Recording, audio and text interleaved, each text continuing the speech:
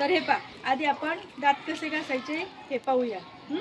या पद्धतीने ब्रशवर पेस्ट घ्यायचं आणि नंतर वरून खाली, खालून वर, वरून खाली, खालून वर, असं पूर्ण ह्या साईडने नंतर ह्या साईडने असं दोन्ही बाजूने पूर्ण दात घासून घ्यायचे.